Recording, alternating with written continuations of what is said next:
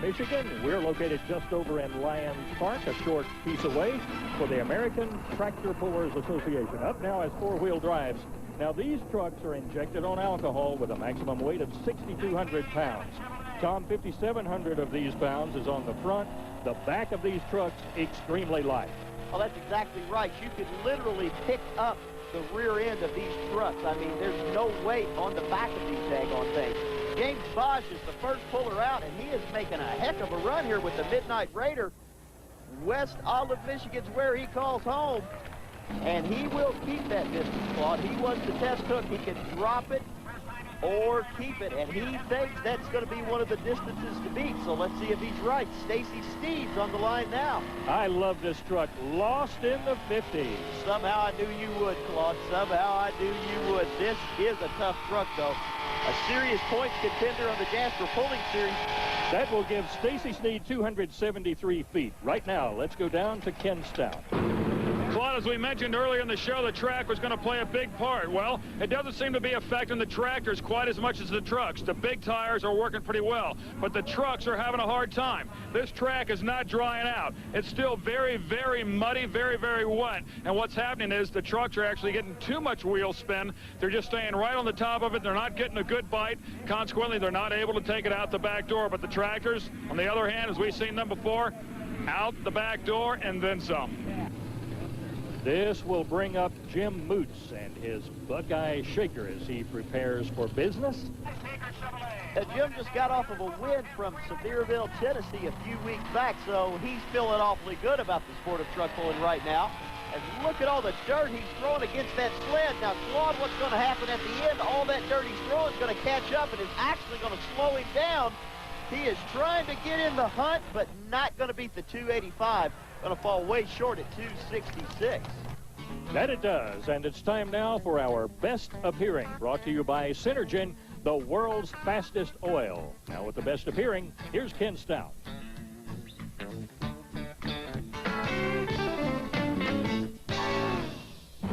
This week's best appearing truck is driven by Mick Broughton.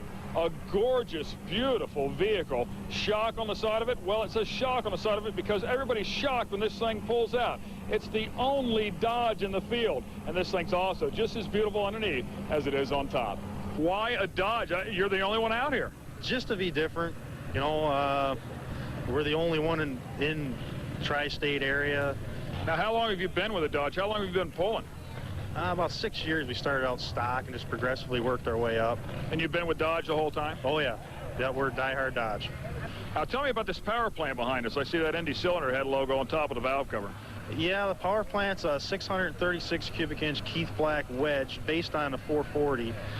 Indy cylinder head for heads. Bill Miller Engineering for rods and pistons. Been a big help to us. Schalt Motorsports builds the motors. All aluminum version. It's basically just a 440, but just bigger. Plenty of horsepower. Oh, yeah. Not only is this the only Dodge in the field, it's the only truck with an aluminum chassis. Yeah, the aluminum chassis, something we come out with 2 years ago. Well, this will be the third year for it. Just looking for any advantage over these guys. Competition's real tough. And has it worked? Oh, great. 640 cubic inches, well, maybe just a little bit less than 640 of Keith Black horsepower inside the only Dodge in the field with the only aluminum chassis in the field. You might say it's a one-off when it comes out here to tractor pulling. He's taking on the Fords and the Chevys, and there's some pretty tough ones in the field, but not to fret. He won a state pull last week against some of the best in the business. Mick's coming out, and he's ready to turn this place on their ear and send those Chevys and Fords home. And we'll see if he does that, Tom. Those big horsepower engines do burn a lot of fuel. As a comparison, the trucks will burn 3 to 4 gallons during their run. The tractors, only 1.5 to 2 gallons. Well, that's right. Let's see what the Mopar could do. The shock treatment looks good, but will it hook? Tell you what, he's having a hard time getting it down the track, it looks like. Not getting the ground speed that he was wanting to have, and he's going to stop short. 252 and 3. It's a little bit on the disappointing side for him, but don't worry, he will be back. Time now for our look at a tough Ford to go after that big Chevrolet. Roland is so tough in the Michigan, Indiana, Northern Ohio area. Let's see what he can do. He's got to be 285 and 6. And Tom, he has a very straight run going. If you look behind him, he is arrow straight, but that will only get him 279 feet. Well, Claude, I see something that we haven't seen all day, and that's the sun. It's been cloudy all day, which keeps the moisture in the track. Now, if the sun can come out and dry some of that up, it could make a difference in these later entries, actually getting them down the track and giving them a better advantage. And it will, Tom, as the track continues to change. These drivers have got to keep trying to figure the magic formula to get the best traction. This is Jim Lyons. Well, Jim's trying to figure, but not going to figure well enough. Going to come up short at 2:58 and change. Well, here's a guy that's got a shot, too. This is the Junkyard Dog, but right now, let's go to Ken Stout. Jim, those track conditions out there are really tricky. I mean, it was wet, and yet you still couldn't get a bite. What was going on? Well, the reason was I run such a small motor and you had to run a slower gear. If you had a fast gear, big motor, you can go faster. But that's what the problem was there. I had to run the slow gear to pull through that mud, and it wouldn't work. Welcome back to North Branch, Michigan. As you get a little look downtown, we're located in Lyons Park, not too far away. They're one of the competitors headed back home. And right now, here's the Junkyard Dog. Terry Thurston's been doing this for many, many years. Was in the top 7 in the ATPA Jasper points last year, trying to do better than that this year. He's got his work cut out for him, though. Still in the lead is Bosch at 285. The Junkyard Dog's going to fall way short at 257. And part of the reason for that, Tom, he did not exactly run straight. He was all over the track. You lose a lot of distance there. Yeah, but a lot of it right now, Claude, the track is so funny, the guys can't hardly maintain control. It's slippery out there, what with all the rain that they've received out here. So it's definitely a driver's track out there. Well, this is Jeff Smith now with the lean meat machine out of Holland, Michigan. Good-looking S10 Chevrolet, another one, just can't seem to overcome the mud situation out there on the track. Going to fall way short at 261 and 4. And that will bring up Charlie's Little Angel. This is driven by Charles Beadle. Gives us the thumbs-up sign. He's ready to go. One of the strongest Fords in Michigan, and there's a lot of strong Fords up this way, so he's definitely a contender. Still trying to beat the other native Michigan of James Bosch, who is just killing them out there today. The Ford is humming. He's going to get up there in the hunt, I think. Can he do it? Boy, not going to do it, but the closest we've seen in a while, 270 feet. We get ready now for Brad Hunter. He's a long way from home, but he is a serious points contender on the Jasper Pulling Series, so he's coming for these points. Let's see if he can take over the lead. And, Tom, he's picked up some pretty good traction in the beginning. It looks like, though, about halfway, they really start to get bogged down. Yeah, he's getting bogged down, but he does have a lot of ground speed. I don't know where he's going to wind up. Still going to be short. They just can't quite get out of the mud. Another one of the tough four-wheel drive trucks coming up. You see the name After Hours, and that's definitely true. A lot of these guys put a lot of hours into this stuff, even after work hours. It doesn't matter. They're addicted. They love this stuff. Let's see what he could do.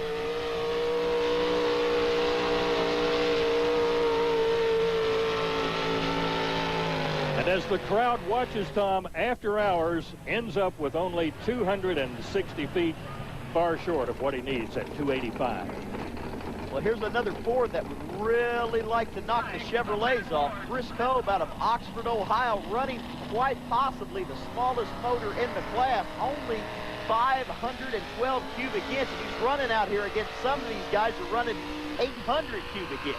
We'll find out here, Tom. Does he need horsepower, or more importantly, does he need traction? Well, he definitely needed the traction. A little more horsepower might have helped, but it might not have in these conditions. Coming up next, more four-wheel drive action. Can Donna Webb beat the Michigan boys? We will find out next on Speed Vision. Part of the festivities going on nearby as part of the American Tractor Pullers Association. We're located at Lyons Park, not too far away. And this will bring up Dwayne Creedon in his truck called Shameless 2.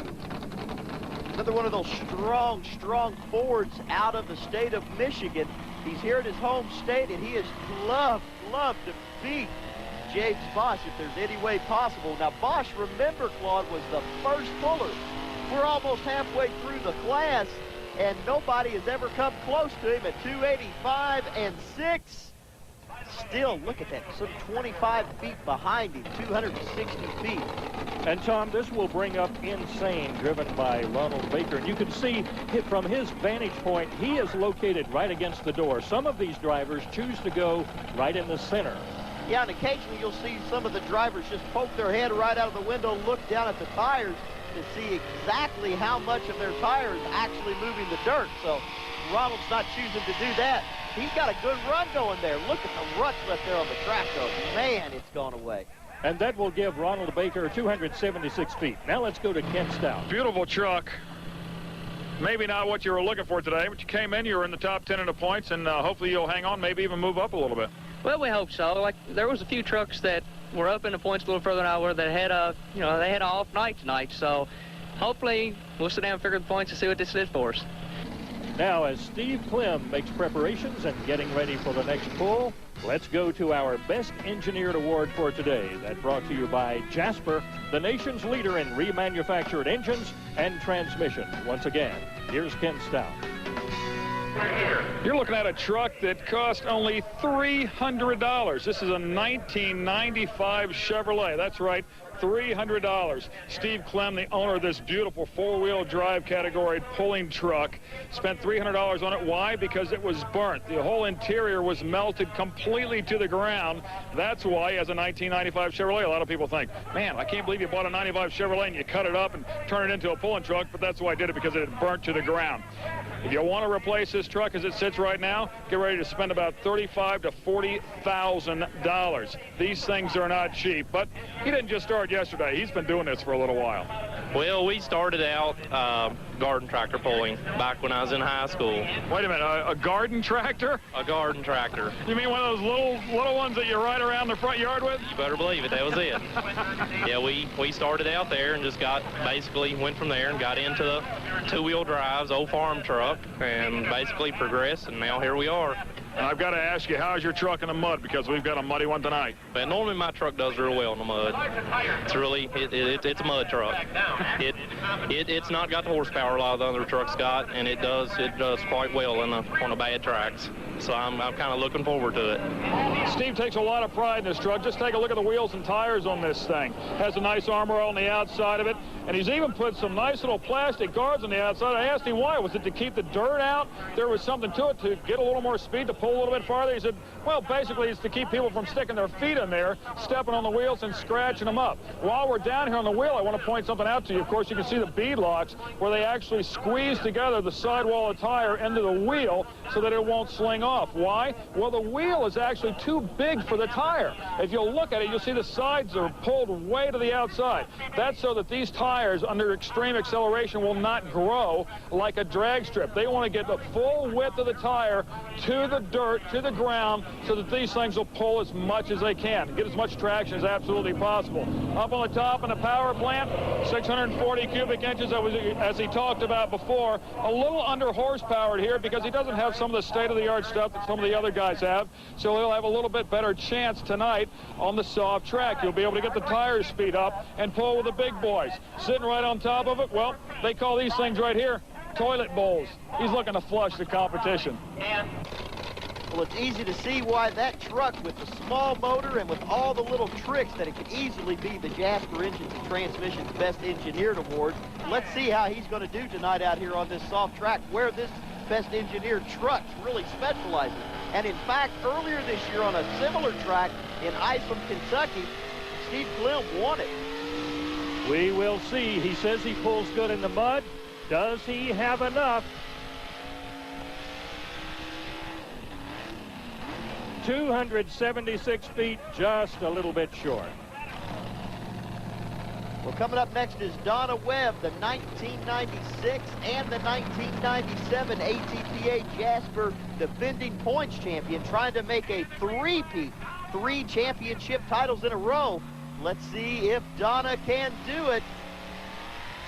She is a smart driver. She's coming out easy now. She nails it. Let's see what the Ford can do. Can it beat the Michigan Chevrolet? Oh, man, that soft track is throwing her everywhere. Not going to do it. 266 and 5. And you're looking at Jim Holman. Now, Jim was standing by patiently, going to school, watching Donna's run. Now he gets in his truck, and he is ready to get down to business. Let's see if the Wauseon, Ohio resident can do it. He is a tough competitor. Won Bowling Green, Ohio several times. You can never count the Hallman brothers out. And look at the sun shining. It's definitely making a difference. The track is starting to dry out, and the Hallmans, yes, take the lead. 291, 5.5. Let's check it out again with the Synergen Oil replay. A great straight run. And you can see some dust actually coming out of the track now. It looks like the track is starting to dry a bit. Definitely an advantage to hook late in this class. That's right, Tom, and not only dust, but you could see that run ran straight and true. Now let's go down to Ken Stout. Beautiful truck. How long have you been pulling? We've been pulling about 10 years now, and we've been running this truck, I think, 4 years now. I spoke to you earlier, and we were actually discussing the difference between horsepower and torque. Which one do you have a preference for? We kind of prefer to have the good horsepower and turn the motor a little harder. I don't know if that's the right way to think, but that's the way we do it, and it works for us. Well, let's see if it's going to work out here today on these less than perfect track conditions. But, man, the track is starting to come around. Well, Rob Foster has got to beat 291.5 and a half. Let's see if he can do it. Well, he's got some good ground speed. He sure does, Tom. He picked up a lot of traction about halfway down. As you said a minute ago, the dust came up, but only 284 feet, not enough. And you can see some of the muddy conditions there as the crowd catches some souvenirs. Now to Ken Stout. Were you able to actually get a bite to get a little bit of grip by backpedaling on that thing a little bit? Yeah. When I come out of the hole after I broke it loose, I backpedaled a little bit and got it to hook up and got some decent speed and never really opened it up after that. You just kind of feel by the seat of your pants and feel for how much it can take. Well, congratulations. You won a very tough class this weekend. Yeah, it was. A lot of tough trucks out there today. I'm real happy to win this one. Well, check out the stats on it. 3 of the top 4 trucks were from Michigan. They're used to pulling in this dirt. Jim, of course, from the state of Ohio. Coming up next on Speed Vision, multi-engine modified.